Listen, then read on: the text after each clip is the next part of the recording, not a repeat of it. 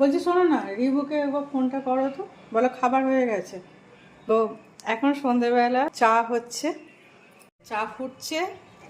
আমার মিষ্টি ছাড়া চা, কারণ মিষ্টিটা আমি খুব একটা পছন্দ করি না। এখানে এই যে চাউমিন করেছি, একটুখানি ডিম ছিল, সব কিছু দিয়ে একটা চাউমিন করেছি। দারুণ। ভালো আছে? তোমাদের সন্ধেবেলা আজকে সব কি জলখাবার হলো বলো? আমার তো এটা হয়েছে। আর দেখো আমি চুলটা একটু বিনুনি করেছি আজকে, ভালো লাগছে। বলবে কিন্তু এই চুল বাঁধাটা কেমন হয়েছে, এই কানেরটা কেমন হয়েছে। এই যে ঝুনঝুন ঝুনঝুন ঝুন, অনেকদিন পর পড়লাম, রাজু বকছে, বলছে সেই পড়ো না, এটার জন্য পড়লাম। কেমন লাগছে জানাবে কিন্তু।